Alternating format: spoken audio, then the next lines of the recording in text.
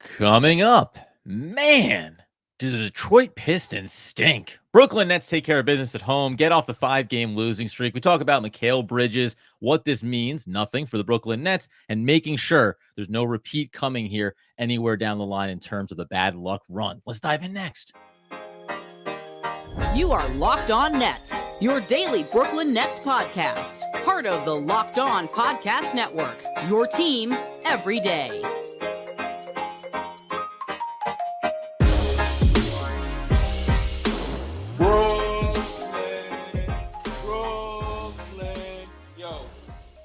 Yes, my friends, it is the Locked On Nets podcast right here on the Locked On Podcast Network. It's your team, the Brooklyn Nets, every single day. Over there is Doug Norrie. I'm Adam Armbrecht. We thank you for making us your first listen of the day. We are 100% free on all those great platforms. And let you know today's episode is brought to you by Prize Picks, the easiest and most exciting way to play daily fantasy sports. Go to prizepicks.com/LockedOnNBA and use promo code all lowercase LockedOnNBA for first deposit match up to $100. And Doug, it's just the holiday cheer.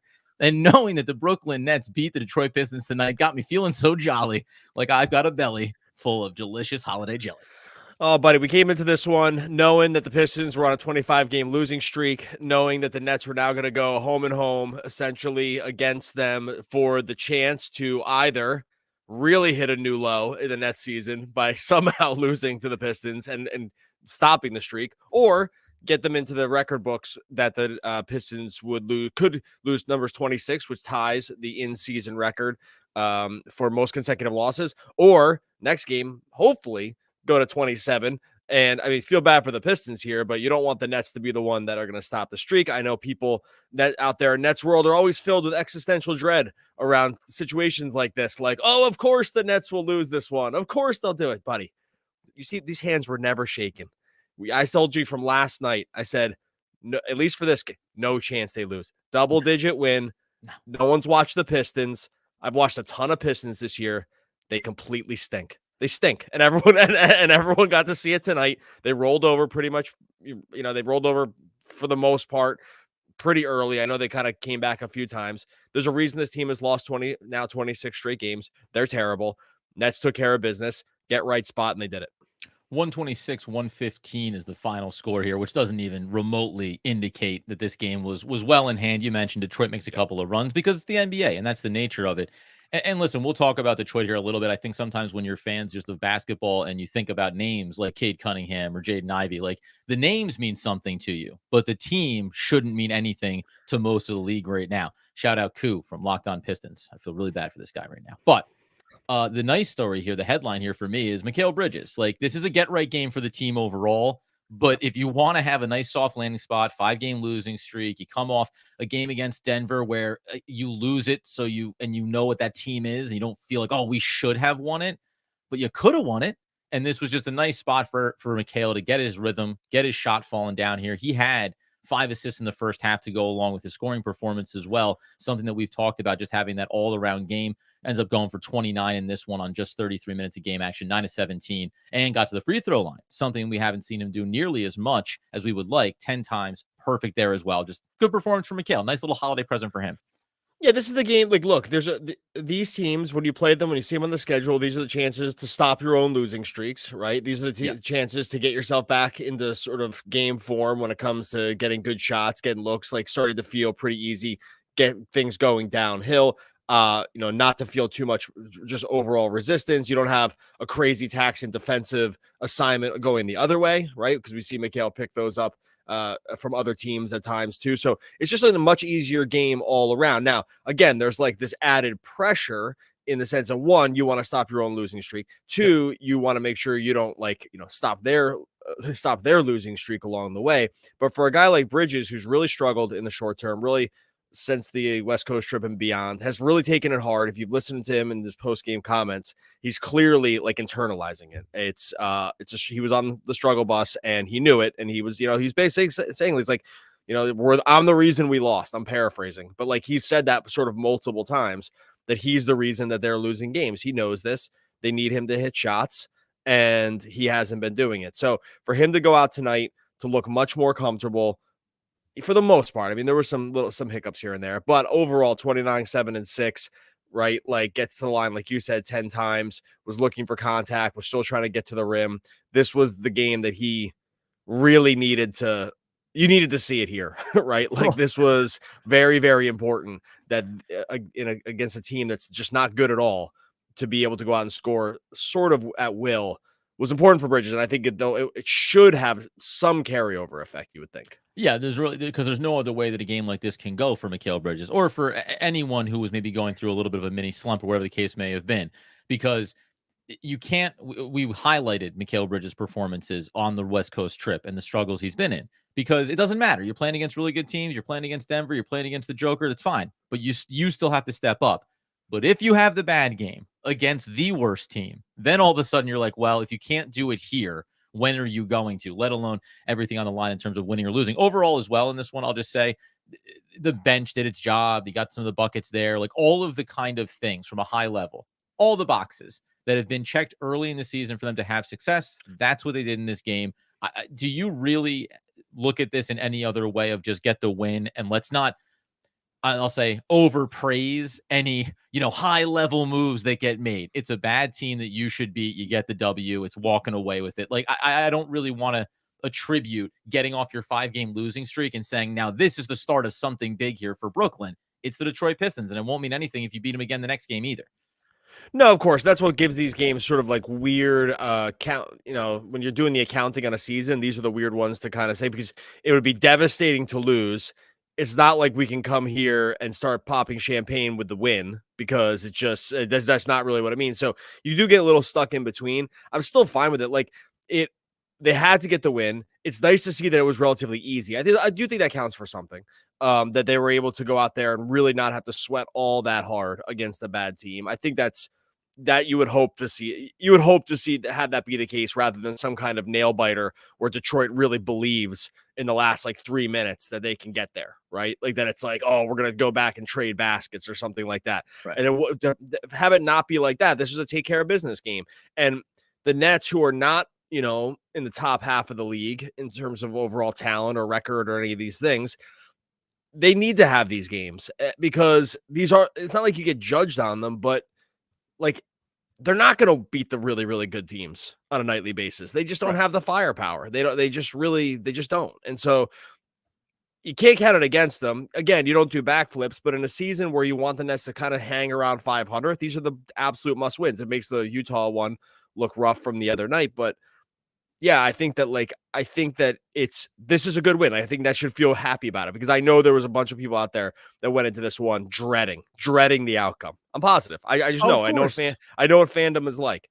I don't think we had that dread, but I understand it sort of on a higher level, because that's just sometimes what can go. I know you got a thought here. Let me hit a quick spot. I was here. Say, we'll get into some of the other performers here in just 1 second out of this game, and maybe some good steps forward for some other guys here as well.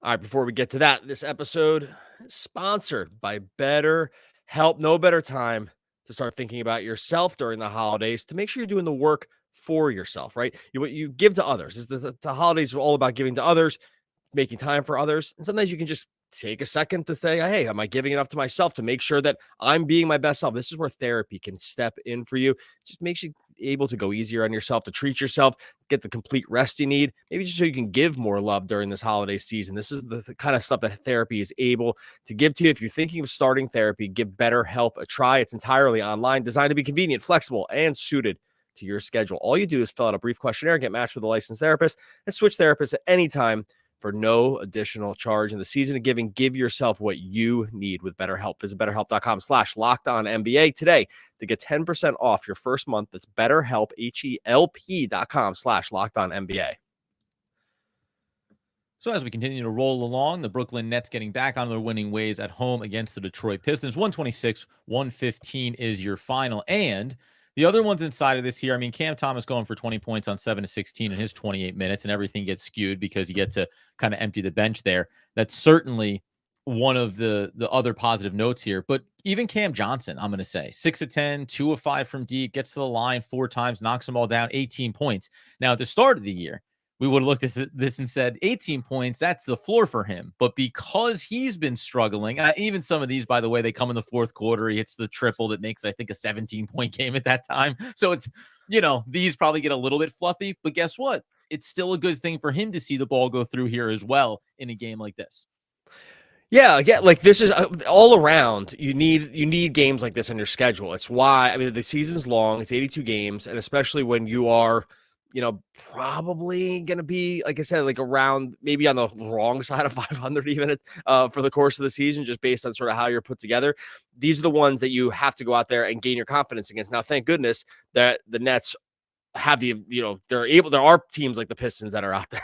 For the Nets, because they desperately need it. Because when you face the Nuggets at home. Now, again, like when they faced the Nuggets on Friday night, and we were, you and I were watching the game together. We did not podcast after, though we did say we would probably do it if they were able to pull off the win.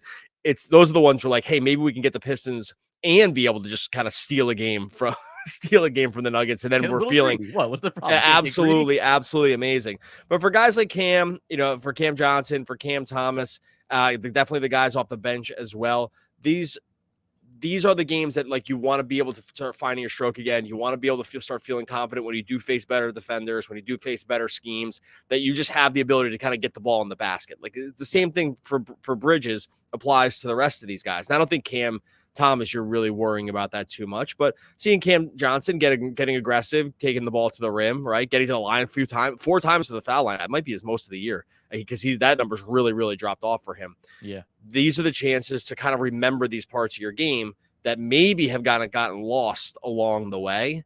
And for some of these dudes, that's definitely been the case, right? Like they haven't been performing to sort of the standards that we thought they were going to be.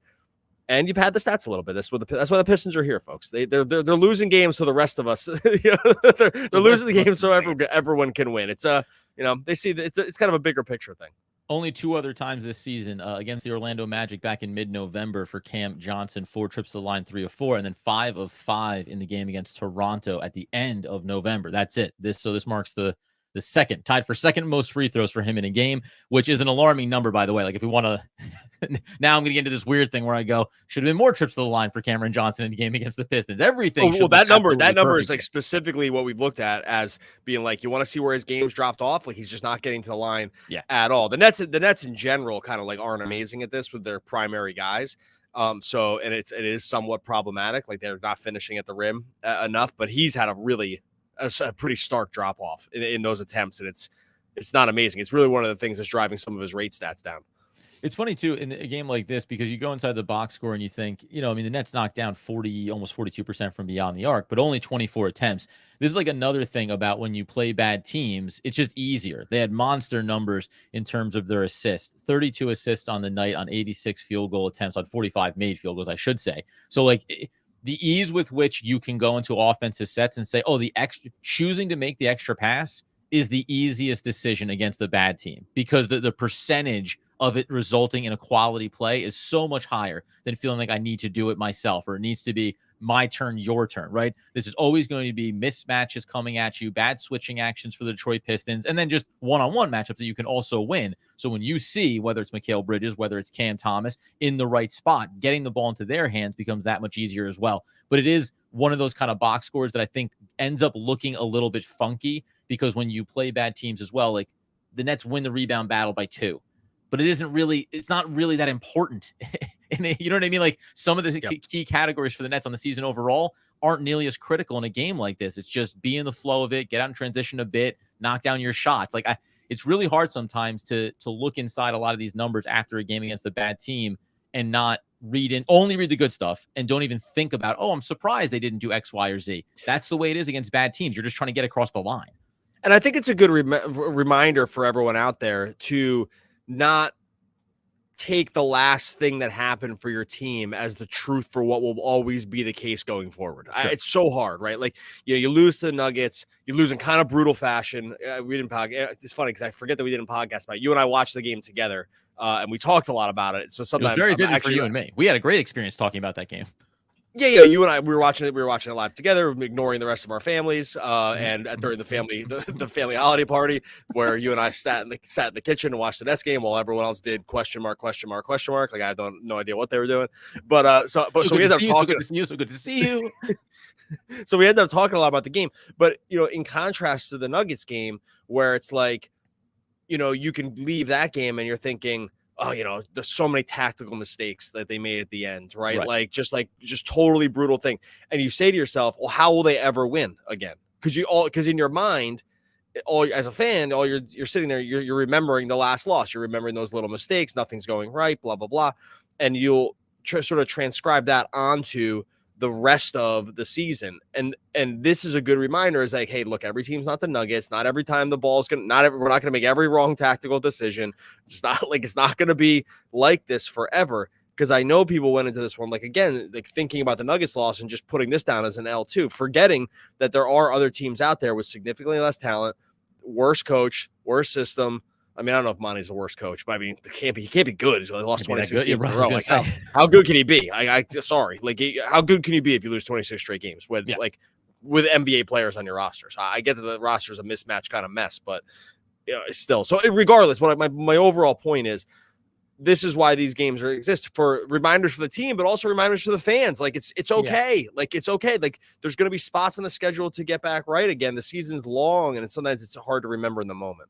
And it's funny too, because as you mentioned with the Denver game, there's the late game sequences. Well, who do you have on the line there trying to box out on the free throw from Murray, right? Thomas is still in the game. He's there overcommitting, trying to help box out the Joker, ends up with a long rebound, the putback, and all those sequences. Just to your point, do we get to over-examine Jacque Vaughn in a game like this? No, because when you're up big, it's all good, right? And so that is that contrast too. You don't have as critical moments to analyze and decide whether or not was it an acceptable loss, was it a bad loss. Even in the win sometimes too, if, again, going back to this Detroit game now, it's, well, if you only won on a last possession miss from Detroit, yeah, there'd be a lot of things to analyze, right? If it came down to some clutch buckets needed and max minutes for all your starters, then we'd be talking about it a lot differently, even though we'd say, well, yeah, 2 months from now, a win is a win and you don't give any of these back. But it was important just to check that main box. Win a game. Everyone looked pretty good. And there's a couple other things here inside of the bench. And then ultimately, I will ask the question in just 1 second here about whether or not this game will actually persuade the segment of the Nets fan base that thinks they could lose to the Pistons, that they will automatically go out and win the next game against the Pistons, because that's the next team on the schedule. We'll tap into that conversation in just 1 second. All right, before we get to that, I'll tell you about our friends over at Prize Picks. Prize Picks just took daily fantasy and made it so easy. With Prize Picks, all you're doing is you're picking more or less on the Prize Picks projections, and those are the stats you love, like points, rebounds, assists, blocks, steals with the NBA. Maybe you want to go NFL. We got a bunch of stuff happening here. NFL over the weekend, touchdowns, rushing yards, receiving yards. It's all there in Prize Picks. You go more or less on each different player's projections. You can win up to 25 times your money by combining up to 5 different players together. You can mix and match the sports too. So you pick a couple basketball guys, a couple football guys, and away you go. Prize Picks even has injury protection. So if a player leaves the game, you're not going to get rebooted. That player's rebooted. It's the only daily fantasy sports platform with injury insurance. Go to prizepicks.com/LockedOnNBA. Use code LockedOnNBA for a first deposit match up to $100. prizepicks.com/LockedOnNBA. Use code LockedOnNBA for a first deposit match up to $100. Prize Picks is daily fantasy sports made easy.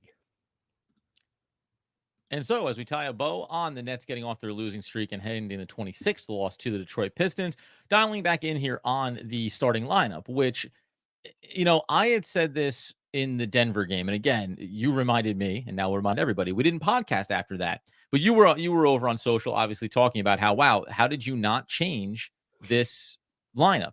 How did you not take it, whether it's Thomas coming out of it, whether it's putting Dorian Finney-Smith in there, how did you not make the adjustment? And Jacque Vaughn had talked about needing to look at the numbers, needing to figure out some adjustment. My pushback in the kitchen at the time was, well, you know what, though? The Detroit game, you can look ahead to that and say, hey, nice soft landing spot to make the big change and have that feel like a great jumping off point for something different. Now, though, not in a negative way, they won the game, but now it just continues to push the pause button on, do we need to change something? And that's probably the one thing about this. We're talking about it as you check these boxes, you get these wins, you should. Now it'll be, though, right, so we got ourselves back on good footing here. I don't think that this thing should be swaying any decision making in the big picture.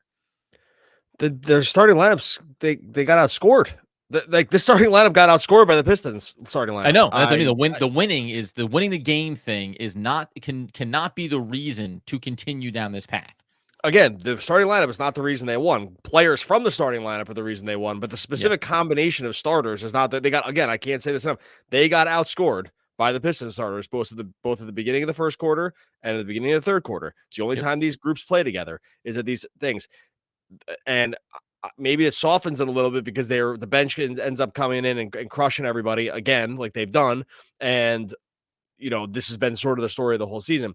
But going into this game, it didn't get any better here, but going into this game, the starting lineup of among 5-man groups in the NBA that had played more than 100 minutes together, which was 35 different combinations throughout the NBA. This lineup was the worst in net rating in the whole NBA, and not close. Easily the worst. Because you know why? Because most units that are this bad don't get to play 100 minutes together. You don't keep giving the sample size. There's other worse 5-man groups out there. The thing is, you cut it off well ahead of time because you're like, hey, this isn't working, right? And you don't get to 100 minutes at this point in the season when you just continue to get kind of crushed. So it's an indictment on. So I guess my point was, like, I don't want to hear from people like, oh, well, I haven't had enough minutes together. Usually you don't get a chance to go this far. So this unit has been bad. The net rating is terrible. It's the worst in the league among these groups. They get another 12 or 14 minutes or whatever they got to play together tonight of negative basketball. It has to change. I don't know when it's going to.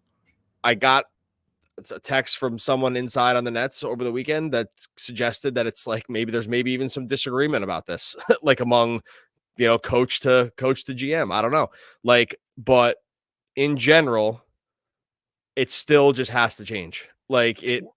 This did nothing to change my mind about that. If anything, it's even more entrenched now that it has to change. Of course. Well, yeah, of course, because you couldn't even, get the positive net rating against the Detroit Pistons. Like we keep saying, right. The Nets winning the margins here, right? The bench unit for this team in this game had 21, 27, 29 points, right? So 29-point performance from the bench and the different combinations that end up getting there. And one thing I'll point out too, in regards to that, because this is actually one of the rare times you and I think would say, coming in on a podcast after a win where there's no celebration about this. There's no, kind of upbeat total attitude where it's like everything went great. Let's move on to the next one. We're happy that certain players performed well. Coming into this game, Mikal Bridges and Cam Thomas, listen, this is what it is. It's not an indictment on Cam Thomas. It's not an indictment on Mikal Bridges. It's just a reality. Coming into this game, going back to last year as well, they've shared the court for 588 minutes. That is a net negative 9.54, 114.72 on offense, 123.76 on defense. And it's strikingly similar this year specifically, but that's an enormous sample size. So when we say, well, this 5-man lineup over 100 minutes, well, it's almost 600 minutes now. And I don't always necessarily have the concrete, this is why I don't think this is going to work. But I had the instinct when we said about getting Cam Thomas in the starting lineup about whether or not that would disrupt what Mikal Bridges is and how he needs to be in order to be successful.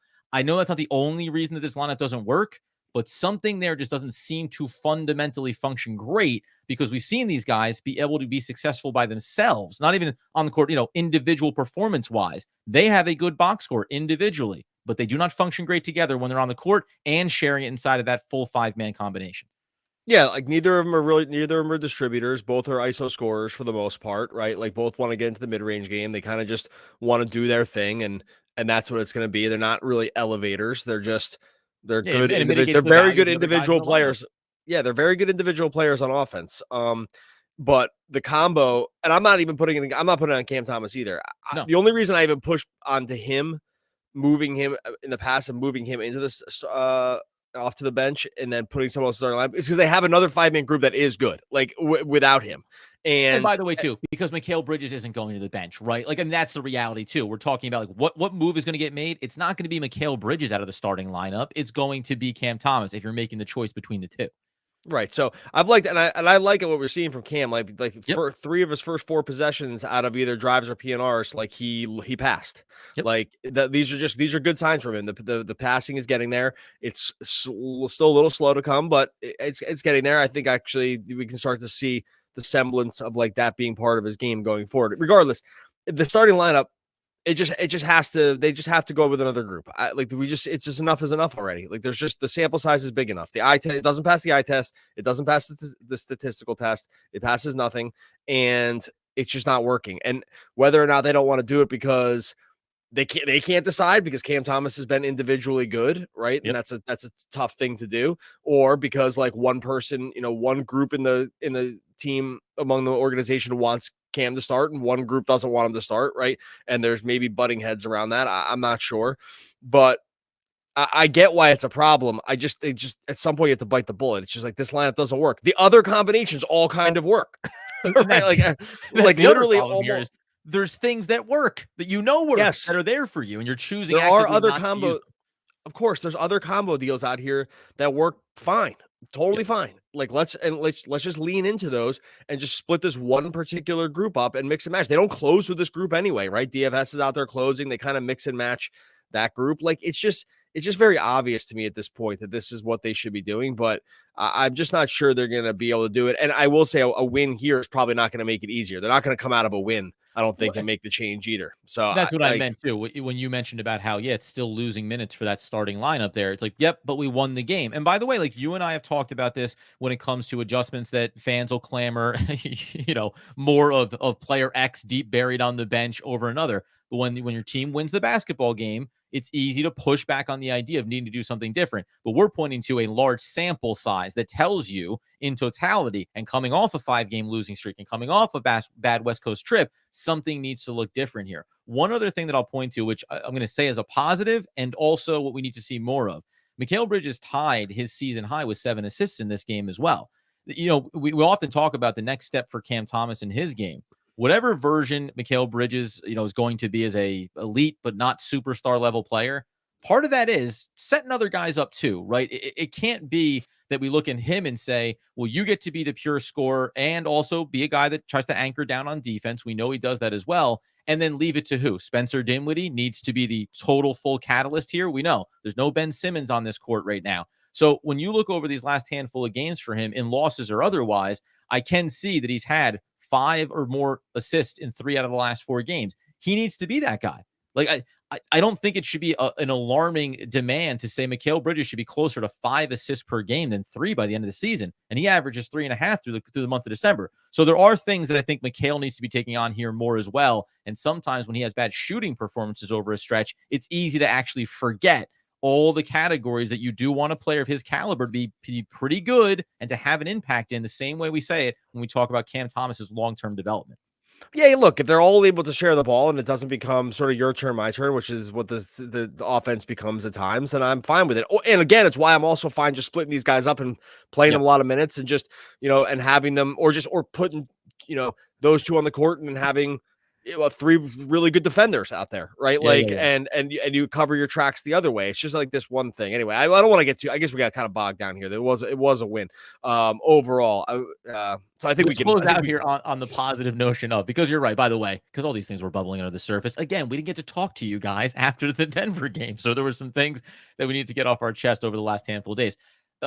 They beat Detroit. The losing streak goes to 26. If they win their next game, the Brooklyn Nets, then it will officially be the record 27 straight losses in a single season, because there is actually 28 spanning over 2 seasons. I can't remember which. 76ers, I believe, did that. The Sixers in the true bottom era of their existence was the elite of the elite bottom dwellers. But do you believe that this is like, hey man, everyone enjoy your holiday. We'll come back in on Tuesday. We'll get this win. They'll set the record, and we'll start to dial ourselves back up for the Milwaukee's. We'll have the Wizards, and kind of just reevaluate where we are going forward beyond it, because this does feel like it took a lot of attention, or there's a lot of energy around not wanting to be that team. Cam Thomas mentioned in the post game, he said, we know what's going on around the league. We know what's going on for this team across the way. We don't want to be that team.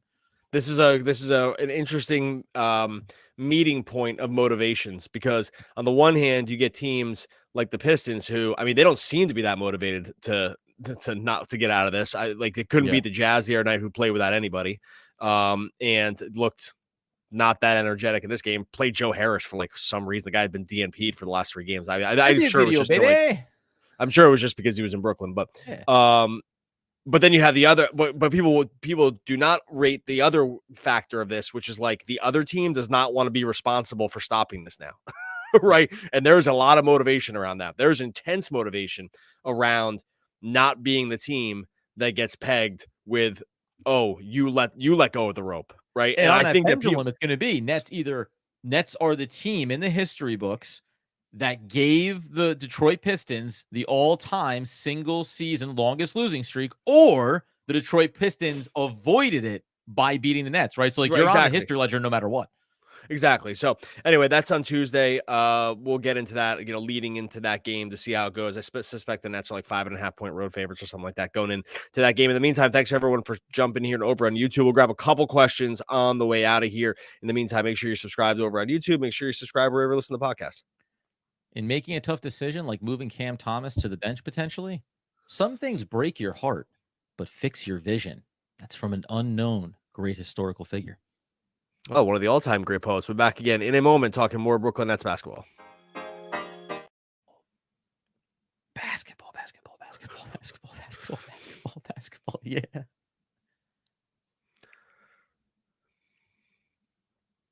Oh, when the post-game podcast ends, the post-game podcast begins. No thrilling extra lead-in music here. Just two guys chopping it up over the holidays. Clearly locked in as we've ever been, Doug here. Everyone in the comments at Locked On Nets, we'll get your questions up, your thoughts. Did this game mean anything to you? Was this just a game they had to win, obviously? Where do you stand on it? Feel free to get your conversations in there, Doug, as I think you and I, as the year closes out, I always say put your best foot forward to close out 2023. I think we're doing that on this show. Oh, yeah, buddy. Come on. Yeah. Saturday night, December 23rd, leading into Christmas Eve here, lead into the holiday. Just going to chop it up till the wee hours of 11 o'clock because I'm old and I go to bed early.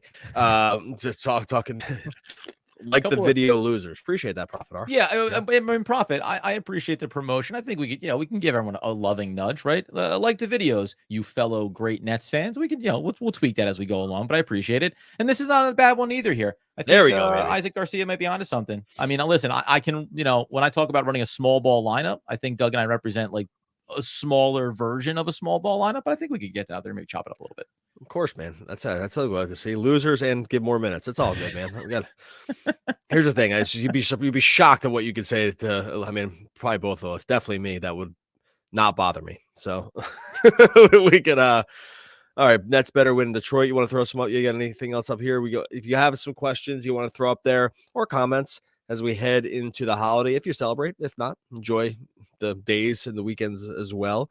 A little look see here. Is this guy? I didn't look in the box score. I got to confirm this. Dorian Finney-Smith was a plus 22 tonight. Doe has had a phenomenal season, and every contender is going to want him at the deadline. Brooklyn should keep their high asking price in place. Well, first of all, obviously he's had a great season so far for the team. He's been good getting moved around in the roles, obviously, but also, if they keep the high asking price, which they had last year and in the offseason, then there's a good chance he remains a Brooklyn Net. So, wrap your head around that accordingly, because supposedly it was still the 2 first-round picks, and that's been in place, and teams were unwilling to do that. We talked about this a couple episodes ago, maybe in one of the bonuses of just, I've talked to some of the other Locked On hosts around the other teams, and there's some interest around a first-round pick and a player for Dorian Finney-Smith. I don't know how high that benchmark runs here. And ultimately, whether or not we have a lot of discussions to have just about what the Nets could, should, would do here ahead of the deadline. I think he's still going to get moved. I think they probably have to see that this is they probably lucked out a little bit with another great asset from the Kyrie thing, right? That they were able to get, that he's just been so good. I mean, this is arguably his best season. He's shooting 45% from 3. He's been awesome. The plus minus with him. I mean, he's the big reason that I wanted to switch the starting lineup. He's the reason. He's the only change. He's this is the same 4 guys, and then you just put in DFS, and that lineup's been awesome. So I'm with it. They still need to be in asset growth mode, and he's just on the wrong side of the age curve. And if they're lucking out to some degree that he's been so good this season, they absolutely have to trade him. And if the asking price is a little lower than you want it to be, there's just like very unlikely that he's going to go and shoot 45% from three next year. So, right. Like you just have what's the to guarantee next year? He's not going to be younger than he is this year. Of course, Like, of course. He's only going to get older. And so, move him off, start developing guys like Wilson, getting Clowney more minutes, like whatever it ends up being, because they're going to have to do stuff like this anyway. And this is going to be such a pain point. I'd be really interested to see when and if that kind of developed stuff comes with Derek and Clowney, but I don't think it will under this current thing because their motivations are all screwed up. But he's a blocker in that way too, not in a good way. He's been so good, but they just have to capitalize. And whether it's going to like literally anywhere that would probably ship a first is something they really need to consider. I wonder. Yeah, well, that said, I mean, the Pacers, they'd be on that table there talking about Shepherd, first round pick, something like that. Seems to be the kind of discussion. But again, it's funny. Even in those scenarios too, there's always going to be teams that are interested in a Dorian Finney-Smith. But there are also are teams that over the next 10 games, whatever it is, timeline, they're going to be threading this needle of give up draft capital, go get a guy. What does it mean for us? We talk about with the Nets, right? What does it mean when we discuss the Donovan Mitchell trade? What's your new ceiling? If the new ceiling isn't something that you think significantly changes how you feel about your organization, then why go make that move? And I wonder if that's a little bit of what goes on. One other guy we don't talk about, I'm just curious to get your thoughts on it, is Spencer Dinwiddie. Do you look at him and the idea of, because you and I have done the numbers and the eye test and all that stuff. By the way, he took a foul tonight. Everyone was elated by this. Took the foul and just said, "Hey, that's mine." Didn't look at the refs at all. He just said, "Hey, that's my foul." First time for everything. But do you think that the idea of moving him is far more difficult from a Nets perspective because one, you don't just have another ball handler that you put into the lineup. There's not even a guy you develop in that way. I know a lot of fans have said, get Spencer Dinwiddie out of the way to force Cam Thomas to take on that role. But that just feels that seems like that would be just damaging to Cam Thomas to be like, now it's your job to run the offense. Then I think you're actually probably looking at regressing him before he takes the next step forward. I actually just don't think there's going to be a market for him. It's not that so much like he couldn't. It's really none of that. I just don't know what the market for him, like the market for point guards, especially point guards I really want to be on the ball a lot. Like, I just don't know what team he really fits with, right? He's like not a tremendous defender. He's a decent enough shooter, sort of, not always, right? Like he's pretty under control with ball handling. I think he's important for that. Like, let me put it this way. I suspect that he's much more important for the Nets, even in this iteration of their team, than he would be for like anybody else to go think about. These kind of point guards. I mean, I know he got traded for Kyrie and he got traded, or he went to Dallas, but that was kind of just like circumstance, really, more than anything else. And I just can't see like a huge market. And if you look down the list of, if you just look down the list of like maybe buyers, right, at the deadline, like who's going to think about being a buyer? There's gonna be a lot of teams that are buyers, right? They're going to want to get over the hump. I'm just not sure he's anything more than like an off the bench stabilizing guard for some of these teams. He's not a needle mover in terms of teams that have like championship aspirations, right? And so I just don't. That level of team already has something solved there, or this isn't the thing you would go like. There's just if you looked on the teams that are good, a lot of them don't have point guard problems, right? Like so, right. I think that's mostly what it is, and you can just run down the whole list. Like okay, like he might be actually fit okay in the Bucks. Like I could see that. Like they don't really have much behind Dame in terms of ball handling. But like the Bucks have anything, they really want to give assets for Spencer Dinwiddie. I'm not sure, really, right? Like the Magic don't need it, the Heat they don't need them probably, right? Like Knicks. I'm just going down the list of like teams that are in playoff contention that would think about giving up an asset to get him, right? And I just don't see a huge list of teams that, because again, it's like a backup point guard duties. You need to have a major deficiency in this area. And there's just like not tons of teams that are like this that even would have requisite assets to go out and do it. And, does that make sense? I just don't think it's not a knock on him. I just don't, these are just like not told, like these guys aren't like linchpins of deals at the deadlines. Well, no, it's funny. usually. Something you mentioned in there, because I think you're right about what caliber team would want him to take him on. Even we mentioned Milwaukee, they have 5 picks total from now until Right. 2030, and only 3 of them are first Well, rounders. this So is even why, a team and we this think is why they don't have these other guys, is because right, they've given up everything to concentrate it around Dame. They have depth problems, but they can't solve their depth problems in the way that the Nets would need them to, because they've already. This is why they don't have depth. right, Right? They're like, right, yeah. for this reason. So it's like, And so and then yeah, the other thing you mentioned though was the value that he has. Sorry, I not to cut you off. yeah. Is the value that he has to the Nets, right? Like his value, like unlike Dorian Finney-Smith has value to this team right now, but he's really valuable to other teams. And where will he be a year from now for the Nets as well? With some of the other younger players, does Trendon Watford work out? Is Jalen Wilson ready to get some minutes? Noah Clowney, like you can see things progressing away from this player over time. So that all adds up. For the Nets right now, you're like, well, Spencer Dinwiddie. I mean, maybe the Nets are the most most valuable player. Spencer Dinwiddie's highest value is to the Brooklyn Nets, right? We need a guy that can Yes, do a little bit of correct. everything. We have a young player in Cam Thomas that isn't ready for that next level of his game yet. So losing Spencer Dinwiddie might be the most damaging in terms of, so what do we look like after? Like we look like a team that's kind of a mess because you're asking a lot of guys to do a lot more on ball than they normally don't. Here's a good one. Feel free to jump in about Spencer Dinwiddie more if you want to. I thought this is good because we haven't brought this up in a little bit. Is there any hope for this team becoming a plus defensive team like we expected a third of the way through the season, and they've been consistently below average?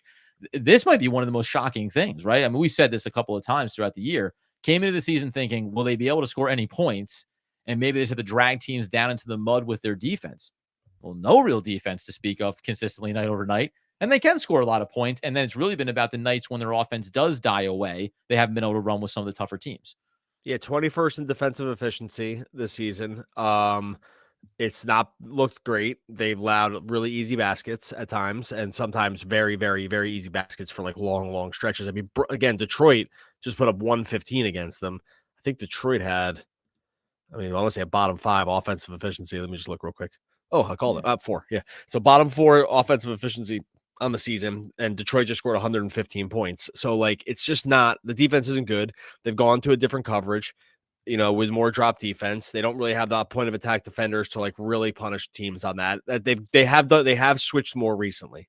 Mm-hmm. So there has been more switching. So they've been mixing up coverages a little bit more recently. It's not like producing amazing results, but I mean, I think the best versions of them they have to continually switch things up, like switch probably a little bit more when Claxton, live with the rebounding deficiencies. They have to get out of the starting lineup. The starting lineup gets trucked. Like this is another reason they're throwing out one of their worst defensive units against every team's best 5. Yep. Right. Wouldn't call it a genius move. Right, for like 12 to 14 minutes a game. So that's another problem, right? It's like, so you put out a really, really weak defensive team every time against seemingly every other team's best offensive team. So like they have to change that. And those are the changes that I can see being made. But yeah, it is surprising. I still think their major problem is like it's some of its coverage. They just don't really have any real like size. Like they're just kind of like a slight team. Even their bigger guys are just not that big, right? You got length, And but not beef. yeah, but then you lose Simmons and like some of that length disappears, right? Like some of that length was built on sort of Simmons being around, and he's gone, and Watford's kind of buried now. And like now all of a sudden, like that length isn't even there. And that starting lineup has no length at all. Like Cam Johnson and Spencer Dinwiddie in the starting lineup, there's no length there. So it's just not the things that we kind of thought were going to happen with this team just really aren't happening. And then they have tons of breakdowns in coverage. Like they gamble in the wrong spots. And they throwing fundamental breakdowns on top of losing some of these the length. Yeah, they lose their marks. Like some of the guys lose their marks really easily. Then they get saved by the bench, and those guys come in and play their asses off, right? And then and just run around and with their hairs on fire. So I think a big part of it is just switching the starting lineup around. I know we keep going back to that, but just Citizen Evan, because I think that maybe the first time I've seen you in on the comments, man. So appreciate you coming in and joining the frequent flyer crew. But no, it's and we hope that West Coast trip ends up being kind of the learning lesson around this stuff. By the way, let me say one thing, because this always comes up when we talk about defense. The answer is not adding some big center. Those guys don't improve your defense. Like they don't improve. Like some big. This always happens, but like those guys do not improve your defense. Really, they make you better rebounders usually, Right. but to some degree. But what you get in rebounding, you typically give up in, getting brutalized on switches. You get brutalized in the drop. Like, you're just slow. You don't bring anything on offense. Mhm. Like, so it's just not. That's just not a solution. So don't bring that up as a solution. I don't think that's a solution. I like where Oh Lee's God, at here. why'd you put this up here? Because just for fun, just for the Oh, fun okay. of it. I like around the holidays. You know why? Because at the holidays you wish for something special underneath your tree, and maybe it'll be this kind of insane trade opportunity. But there are like things like, I mean, that one. It's so funny how that team, as if anyone should be surprised, but like John Moran comes back and we're like, hey, guess what? We're a good team. Like we're back to being a good team now. This one though from John Ramey, frequent flyer. What about Cade Cunningham? I don't think Trae Young, because it seems like DeJounte Murray is going to be the guy on the way out, if anything, in Atlanta, at least from the rumors that are kind of going around right now, fit with the Nets. Mostly on the Cade Cunningham thing and just the Pistons overall. I am very curious to see like what choices they make here, because they have a lot of young players. Obviously, Williams is going to get fired at some point here. You have to assume. Is he? He's the highest paid coach with like a 5-year contract. I don't think he's getting fired. I know. It just Like, looked absolutely. It was absolutely insane to both be paying him the most money in the league and also be setting the worst record in the league. they as owe well. him. I mean, do you want to get? You know what the number is here? They owe him. I'll just round down to this year. They owe him $78.5 Wow. million. I They wasn't even gonna overpaid. sniff that So number. this is with what my guess. happened. Like 6 years. It's 6 years. You are 3 months into a 6-year, $78.5 million contract. You cannot fire that. Like, No. they overpaid to bring him into a bad situation just to get a name in there to try to win. It's gone the opposite. They totally stink. I mean, he has to have lost the locker room here, right? Like, how could you not be? These guys don't play hard. Yeah. And you have this double combination of whatever he is.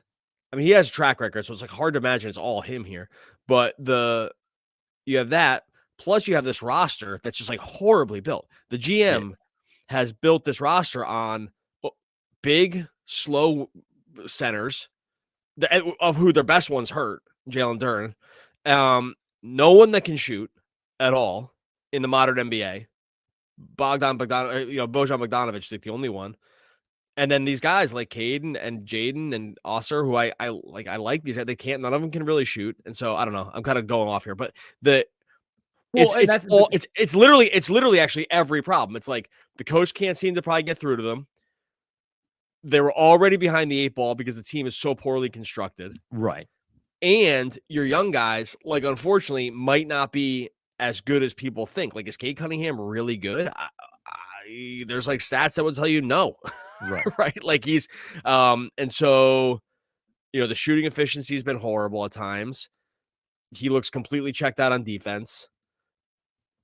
They ended up with Weissman from Golden State, and that is like a reclamation-ish kind of project, and that hasn't worked out either. So you have a lot of youth, and like not necessarily a lot of talent in the room. Yeah, Cade's shooting 32.5% from 3, right? Like 43.5% from the field on volume. Like, I don't know. He's good. I'm not saying he's bad, but I'm just saying, like, maybe not. It it's like a combination of like no one's as good as you thought they were, and the team's poorly made, and they checked out on the coach. And there's like nowhere to go. They can't fire Monty Williams though. They owe him too much money. You have to see it through. My guess was gonna be something like $45 million. Come on, buddy. You got there. I got this. We're all good. It's something's going around here. No. My guess was going to be something like $45 million, but Jesus, almost $80 million still on that contract. And then my point there, just on that question about Cade Cunningham, it's like, because of how bad this team looks, because of how poorly constructed the roster is, at some point what happens is like the young players, even if some of them are talented, they just start to age away from you, right? Like, so whatever all this youth is, maybe 1 or 2 of them is part of the core going forward. And I just wonder if I think only other like bad or middling teams would come sniffing around for players off of their roster, say, maybe we take the flyer on them. They look a little bit better. Like Jaden Ivey a year ago, and you look at his numbers, you think, okay, this is a guy that can be something. This season, he looks absolutely atrocious, which I also think it's very difficult to judge these guys on their current construction because the team is so poorly constructed that it's like, again, they have nobody that can shoot. None of these guys can shoot. And when you have a team like that, it's going to be so hard to win. Like, you're just already so screwed. What should? What Oh, we should already like said what? this. Yeah, I know. You said it's just Dorian Finney-Smith into the starting lineup, but firm commitment on that. It's Cam Thomas that comes out when you do that. That's what I would do. Yeah. Yeah. And I would, with a commitment to play Thomas, like Tyler Hero off the bench, shorter minutes that Right. they Every that they did every human minute that you can squeeze him in for, knowing because I still you want him do to play a something. lot. It's just this one combo doesn't really work, and I can hear cases for all the other ones. The only reason I'm picking that other one is because there is 100 minutes of good basketball with that one. That's all. Like, and if you think that they should devote more minutes to another 5-man combination, like, make it Cam Johnson instead and put Dorian Finney-Smith in, I'm here to hear that also. It's just that I just know that other 5-man is good, and I know there's other combinations with Cam Thomas that are good too. So that's my maybe that's a cop out. I don't know, but no, but actually, what I think will be fun, fascinating for me, and we can start to wrap ourselves out. If everyone has any last questions, feel free to throw them up. Is that if the idea is that taking Thomas out and bringing Dorian Finney-Smith back into the starting lineup is the logical move here?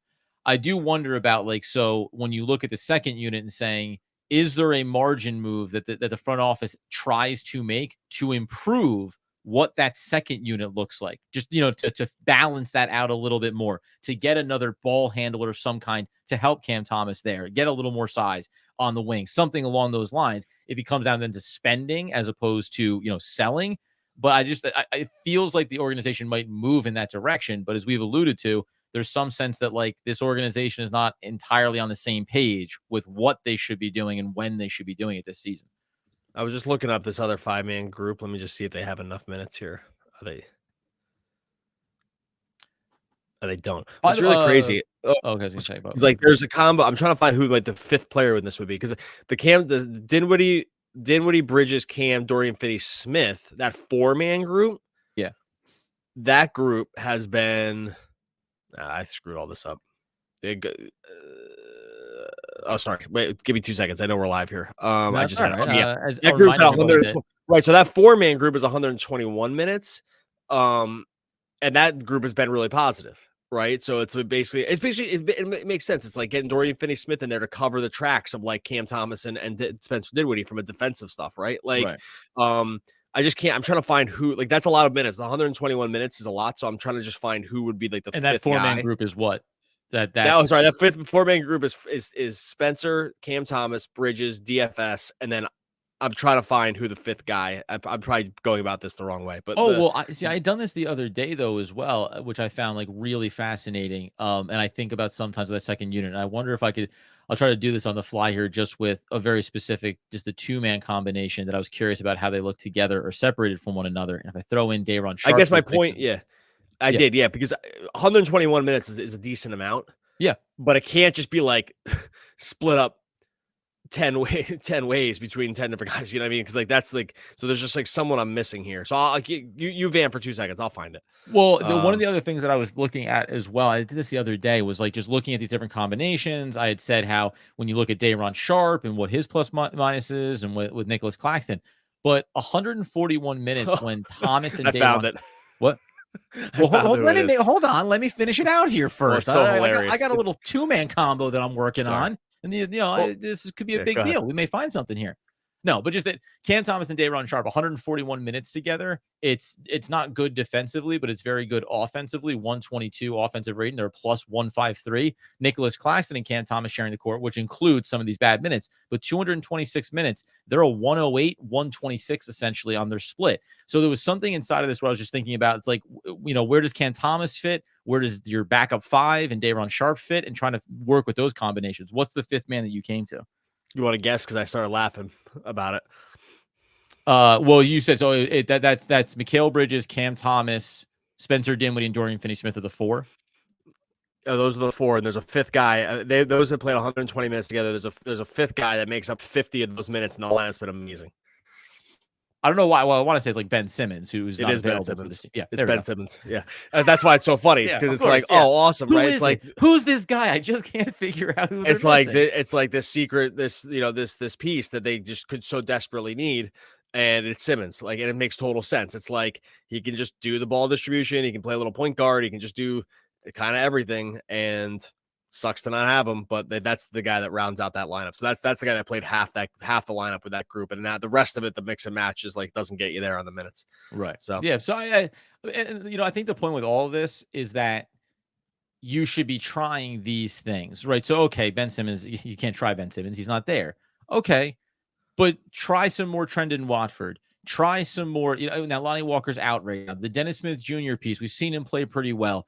Listen, I even said this that I think, and I only stand on it because I said it coming into the season, that I thought we would see Jalen Wilson for over 40 games. And he hasn't looked great, by the way. So this isn't me saying like he's been so good, you have to play him now.